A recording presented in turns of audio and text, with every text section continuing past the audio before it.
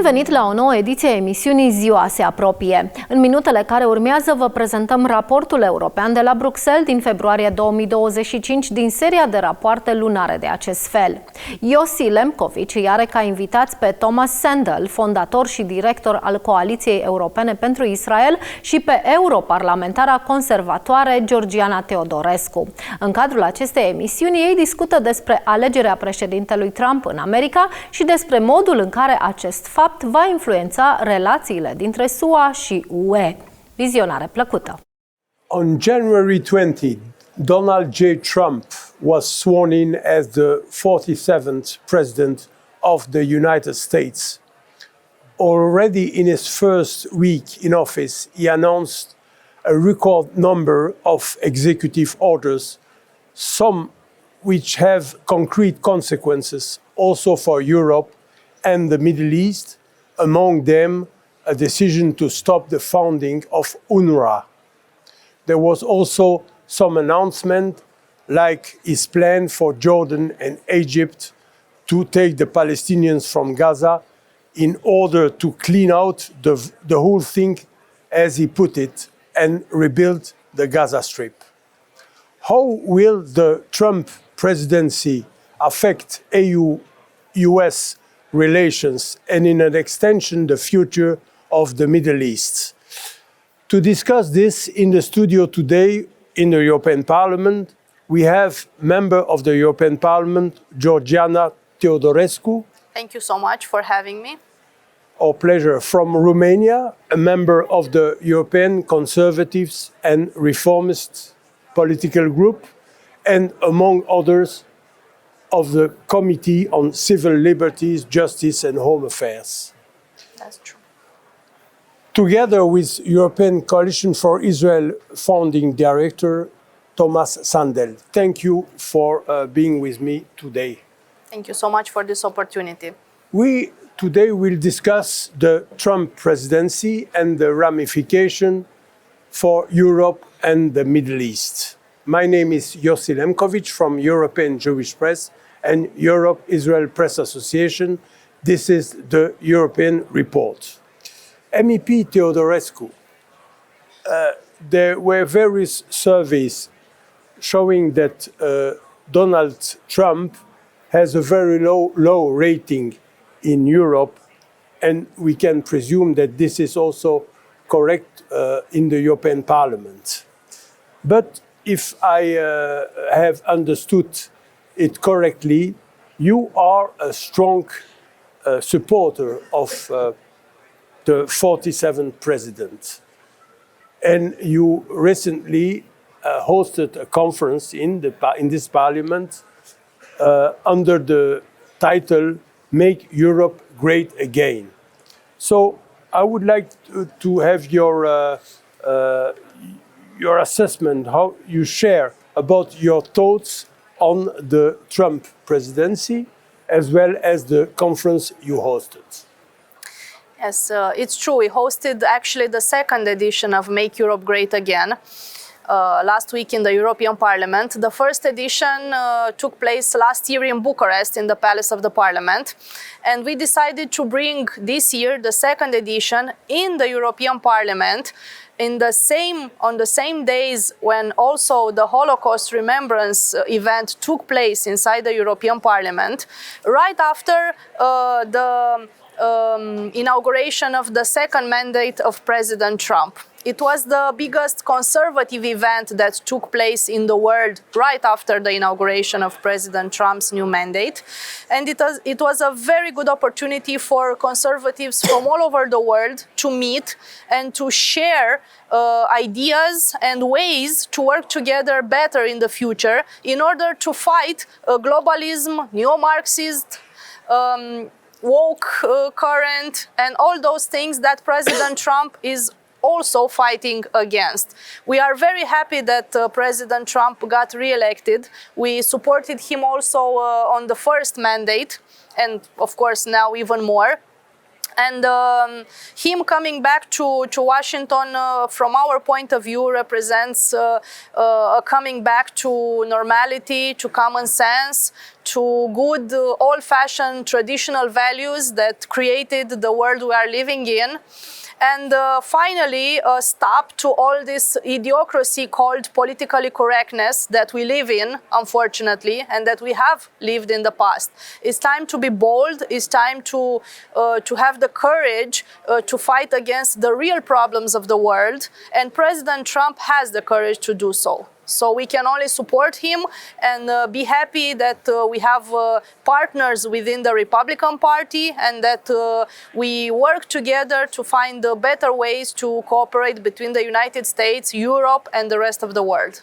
And do you have support in the European Parliament for this kind of Yes, of course. We represent the conservatives. ECR is a conservative group. And we also had people from the Patriots group, for example, who attended our conference, and also from the Souverainists.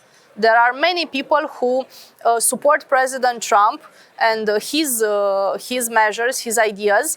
And from what I've noticed, even people from the other side, like from the progressives, have started to change opinion now that he's reinstalled in Washington. Tomas Sandell, how do you think the Trump presidency will affect the work of your organization, the European Coalition for Israel, does here in Brussels and also in the United Nations, for that matter?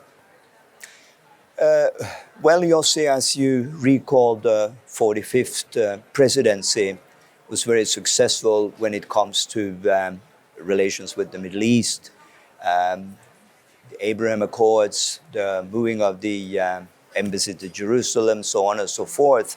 So needless to say, from what we see, the people that he has put in place in his new administration, we can expect pretty much of the same, and even better. The challenges, of course, are greater today, but of course, as a friend of Israel, as a friend of the Jewish people, I don't think anyone can be other than hopeful that this is a great opportunity, again, to redraw the map of the Middle East. And I think you have to be as bold or crazy or whatever, however you want to define the 47th president, to really see breakthroughs. And as we saw with the Abraham Accords, what he did was something that was always told it could never be done. There could never be separate peace agreements with Israel's Arab neighbors. Nevertheless, he proved the opposite. So I think today, when we look at some of the amazing ideas that I understand you will want to bring up later in the program, I think if it ever is going to happen, it would have to happen with Trump in the White House. And you mentioned some new members of his administration, like Marco Rubio, who is the new foreign secretary, Yes. very pro-Israel. Yes. And we know that tomorrow President Trump will meet with Israeli Netanyahu. Prime Minister Benjamin Netanyahu, first foreign leader to be invited to Washington. Yes. So it's a great opportunity, I think. Exactly. MEP Teodorescu, why is that? This is also always a question, important question. Why is that Trump and the United States in general is more popular in Central and Eastern Europe than in Western Europe? Because we are conservatives in Central and Eastern Europe. We share the same values with the Republican Party. And the western part of Europe is more progressive. Let's take the case of France, for example. We are very different than France in the Eastern and Central Europe. From the point of religion, from the point of values that we defend. So that's why we are more similar to the United States, and especially to President Trump agenda and portfolio. Yeah. Tomas Sandell, based on the first weeks in office since 20 of January, what are your comments on the new U.S. administration and on President Trump? I just I mentioned in my introduction this idea of President Trump regarding Gaza, you know, to take the population to Jordan and Egypt as maybe as a first step before rebuilding the Gaza Strip and have a new administration in Gaza, not the same as Hamas. Yeah. What's your take on this? I think that's a very interesting idea. We have to remember that Trump and Kushner, for that matter, they're real estate people, and they look at prime property. I mean, who would not want to build something in Gaza on the Mediterranean? If we are looking at what could be created if there was only the goodwill, Gaza is a much better location than Dubai, than Singapore, or any other of these microstates which have proven to be so successful. I think that as unlikely as the suggestion sounds, I think it might be more or less the only option, that in order to create a new Gaza, you need to relocate most of the current population.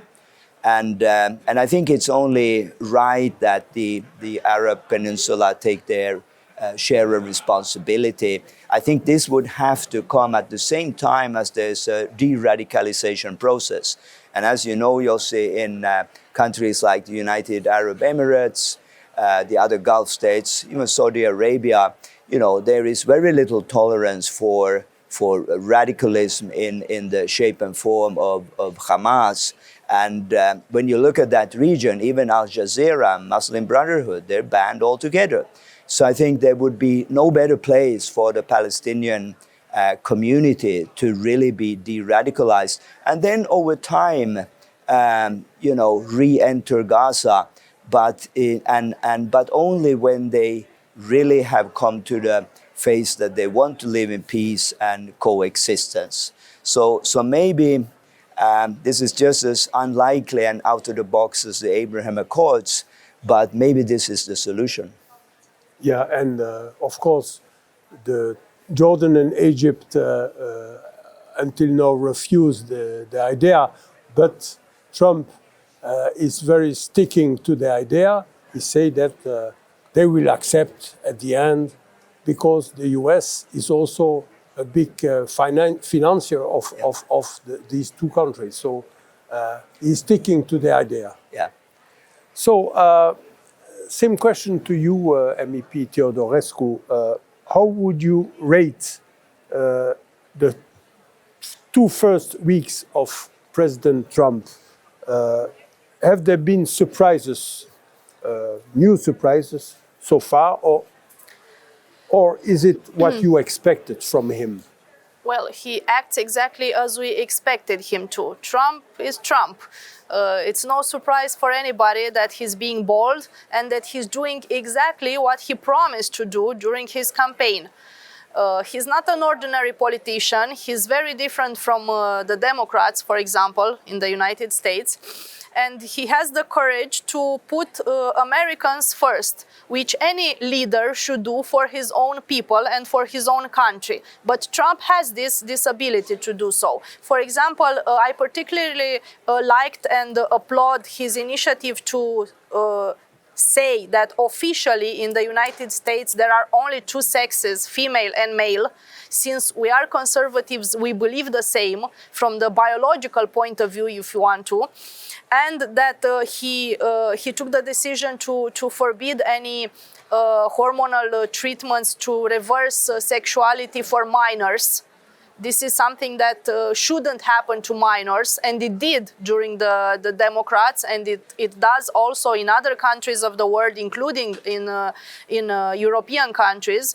So we are fighting against that. We believe that until you reach the age to be able to drive or to drink alcohol, you cannot take decisions that could, influence your body forever, like changing your sexuality with a hormonal treatment. Also, his decision to declare all the drug cartels as terrorism organizations. That's also a very good decision, because many of the drug cartels actually finance the terrorists from other areas of the world, such as the Muslim terrorists, who receive funding also from the drug cartels. Also, in what concerns his fight against the deep state, we have noticed that this time he managed to appoint people near him who are very good professionals and very decided, very strong-willed, who will terminate everything that the Democrats try to do against him, all the criminal case files invented in order to stop him from running again. So he has the courage and the ability to change many things, and we are willing to support him in his decisions, of course. Tomas Sandell, MEP Teodorescu, mentioned this idea, America first. But because of that, Trump seems to have a very low interest in the European Union at all, but prefers to have relations, bilateral relations with the different countries. We have seen that neither European Commission President Ursula von der Leyen nor High Representative for Foreign Affairs Kaja Kallas were invited at the inauguration in Washington. How should the European Union finally engage with Trump? There is a lot of discussion on this these last days. Yeah, I think two things which are essential for me.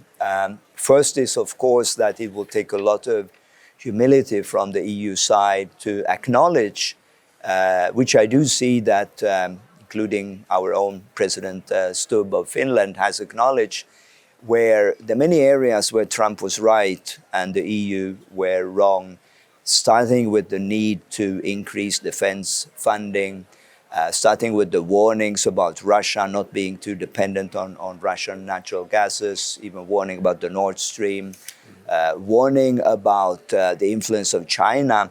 He was ridiculed at the time, and no one thought anything of these warnings. Again, to come back to the Abraham Accords, he did something that Europeans said this will never going to work. It did work. So it will take some humility to come back and say, well, listen, you were actually right, and meet halfway if you wish. The other thing is that I think that Ursula von der Leyen made a strategic mistake when she excluded the ECR group from the negotiations about how to divide the power after the EU elections. Because ECR she preferred Renew, right? She preferred Renew and to continue with the left Green Deal EPP, and partly because of the Green Deal. But I think if she had acted differently and given more space for the Italian Prime Minister, for example, the EU could be in a better position to engage with Trump today.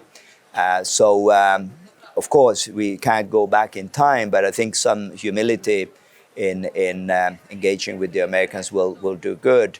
Of course, I'm a European, I'm a Finn, so I'm not saying that we don't have reasons to be worried, especially when it comes to the trade, to the tariffs. And I think secondly, of course, what everyone are waiting to see how things will end up in Ukraine. But I think for the moment, it's the question of the future of free trade. MEP Teodorescu, the question just asked Tomas Sandell is even more important to you. You are a member of the European Parliament. How should the European Union, including the European Parliament, engage with the new US administration? Well, first of all, we should have a very clear position to be oriented towards the United States and not towards other parts of the world. We have clearly more in common with the United States than China could ever possibly dream about having in common with Europe, for example. So our position should be one of openness and cooperation with the United States, because in the end we fight for the same values and against the same enemies. We fight for peace. We want to have a better world, to live in peace. We fight against terrorism, which is a plague in our society, and we are all we have this duty to fight and to eradicate it. Trump does it. We also try to do it in Europe and Israel and other countries of the world who fight against terrorism. And of course, we have many people here who can deal and interact directly with President Trump. For example, Madam Giorgia Meloni, who has a close connection with President Trump. We have Mateusz Morawiecki, who is the former Prime Minister of Poland, who now is the president, the chairman of ECR party. And many other conservative leaders from European countries, such as the president of AUR in Romania, George Simion, and other people who work for this goal of bringing conservatives back to power in Europe and building a stronger Europe, a Europe of nations, of strong nations, and to finally eliminate globalism, which wasn't a bright idea in the end. So the US is European Union's best partner in the world. Yes, yes, it should be. It should be, and we have to work to. I have also a question to Please. both of you. You mentioned that the conference you organized was at the same time as the International Holocaust Remembrance Yes. Day. And there was a ceremony here in the Parliament in Indeed. the plenary session. And we saw what happened with a Polish MEP that started shouting, making a link between this ceremony and Gaza. What's your thoughts on this? It was a very ugly moment to disrupt the silent minute that we took for the Holocaust victims. I cannot find the words to express the lack of diplomacy and, from my point of view, lack of education to ruin such a moment. Even if you have the same religion or the same belief as Israel, or you don't, it doesn't mean that you have to spit on the memory of 6 million people who died during the World War II. So it's something that you simply don't do. I totally disrespect such a way of behavior, especially from a member of the European Parliament, because we are here in an institution. We were elected by the Europeans to represent Europeans' best interests. And from my point of view, it is in Europe's best interest to have very good relations with the United States, to have very good relations with Israel. So we don't live alone in the world, isolated by the rest of the world. We are all together. So, no, I cannot find respect for that. And in what concerns the position of the European Parliament, I would like more to see that the respect shown during the Holocaust commemoration would happen every day, not only during the Holocaust commemoration day. Because, unfortunately, there is a lot of hypocrisy in these European institutions.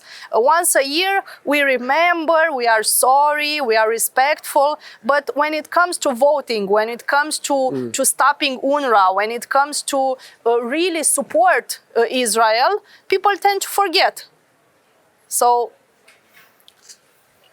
Tomas Sandell, the same question to you. Yeah, I can only reiterate, even coming back to your earlier question about transatlantic relationships, I think it's important to realize that it's like, when you're playing football, there are only two teams.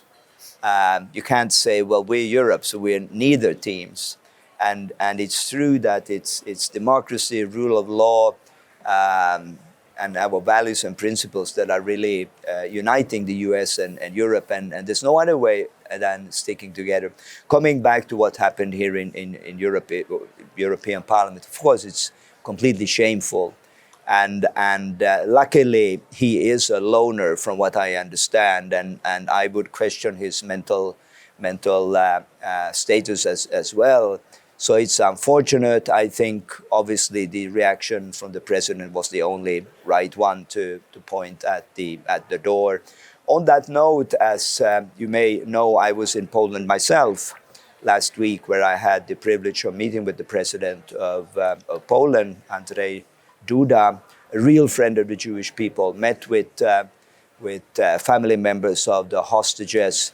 And as Georgiana just said, you know, I think we need to remember that it's not only the 27th of January that matters. If you go and pay tribute for an hour, it's all those other, you know, 365 days that really matters. And here I think the Polish president has been a good example of someone who really cares about Israel and the Jewish people. I have a last question, but I need a short answer because we are short in time.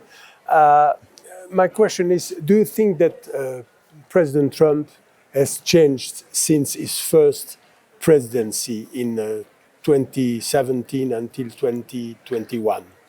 Yes, I believe he will be stronger now and bolder than he was before, even though he didn't lack boldness in his first mandate. But now he has a very good team with him, and he will manage to destroy the deep state, and he will manage to make some serious change in the world, not only in the United States. So.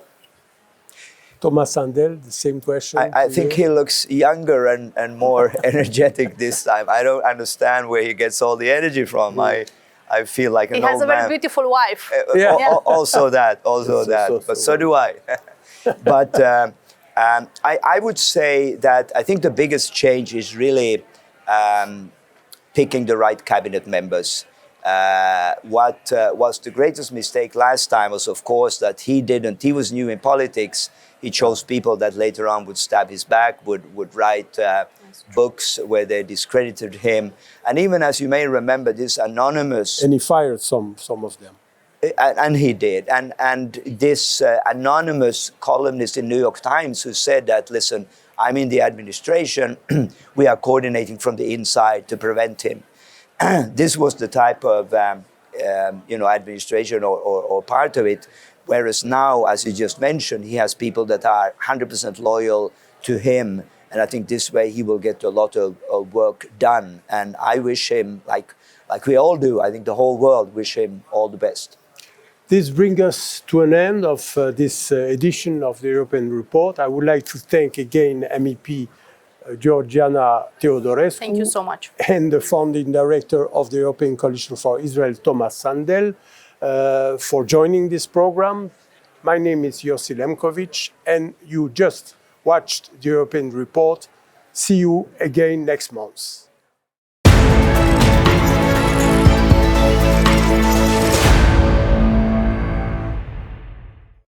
Emisiunea Ziua se apropie, se încheie aici. Vă mulțumim pentru atenție și vă dăm o nouă întâlnire săptămâna viitoare la aceeași oră. Sunt Codruța Burghelea, vă spun la revedere și Dumnezeu să vă binecuvânteze!